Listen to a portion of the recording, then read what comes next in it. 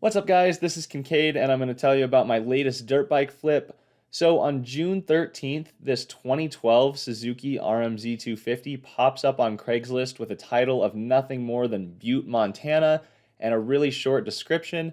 He had it listed at $2,300. I immediately sent him an email offering him $2,100 because that was the only form of contact he had in the ad, and he got back to me and said that he would accept $2,100. So I planned to head there straight after work, which I did. I drove out to Butte and picked up the bike. Honestly, it is super clean. It really didn't need that much work. Runs great, had a clean title, no problem. So in the market where I live right now, I knew this bike was worth around $4,000 in nice shape. I know some people say it's worth more in their area or way, way less, but I knew for my market and where I live, that's about what the bike would go for. So with a bike like this that doesn't need a whole lot of work, really a lot of the effort is just shining it up and making it look as nice as possible. So I used some Mother's Mag aluminum polish on the frame to shine that up. I used some Maxima SC1 and a Mr. Clean Magic Eraser on the plastics to make them look almost good as new. I did have to go ahead and peel that FMF sticker off the radiator shroud because the bike doesn't even have an FMF on it. I checked the air filter and was planning on cleaning it, but it was actually pretty clean and had a fresh coating of no toil on it, maybe 1 or 2 rides, so I decided to leave that. The rear axle did give me some trouble. It had clearly been a long time since that was removed, but I removed both wheels and decided to do tire changes on both of them.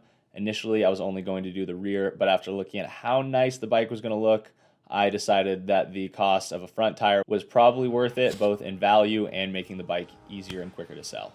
I did pop 2 rear tubes on this one, which is a little bit frustrating and definitely motivating to get an actual tire stand. I'm pretty good with them usually, but I do struggle with that 19-inch a little bit because the sidewall is shorter. I'm used to doing 18s. Once both tires had been mounted, I got the wheels reinstalled. At this point, I noticed that the left fork had a slight leak to it, so I decided to use my seal mate to try and solve that issue. I think with fork seals that are just old, a lot of times this won't work, but with fork seals that are relatively new and have just started leaking, a lot of times, I feel like maybe 75% of the time for me, it does end up solving it. So I just popped the dust seal. I do realize that in this clip I did use the seal mate backwards. I should have been turning it the other way so that the tip of that would catch any dirt.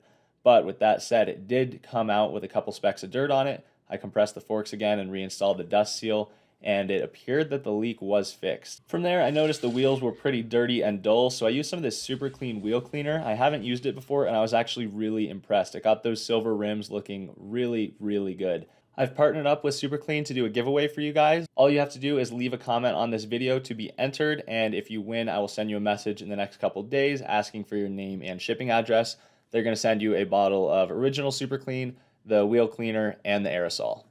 Anyway, moving on with the bike, I replaced some levers, and when planning to replace just the grips, I realized that the throttle tube was actually broken. I didn't really want to wait, so I hopped on my Ducati and rallied over to the motorsports store to get some ODI lock-ons because those would come with the throttle tube. So when I got back, I replaced the clutch lever and went ahead and installed those ODI lock-ons. These bars made it a little tricky, so I had to file them down with the Dremel just a little bit to get that left grip on, and then the right grip is no problem. They come with tons of different cams, so it's easy to use these on pretty much any bike. And of course, these grips freshen it up a lot. I took the bike out to my photo shoot spot, took some pictures of it for Craigslist, and then headed up to Corbly Gulch and rallied the bike because I had to ride it just once. Also, I did do an oil and filter change that I completely forgot to film, but I did sell the bike with fresh oil. So I listed it on Craigslist and Facebook for $4,000, and within a couple days, I started getting some offers. I did end up taking $3,700, honestly, because I was motivated to have the bike gone and looking forward to that cash money, but pretty happy with that. All said and done, I actually only spent $120 on parts and the fuel to go pick up the bike. That did not include the cost of tires because I actually have had these tires sitting around for a while, but I sold the bike on June 23rd, which was only 10 days after I bought it, and ended up coming out to a profit of $1,480. You can deduct another $100 from that if you want to include the tire cost. Overall, for all of the dirt bikes I have flipped over the years, this might have been one of the easiest ones. It really needed almost no work and was an easy bike to sell. 10 out of 10, would flip again.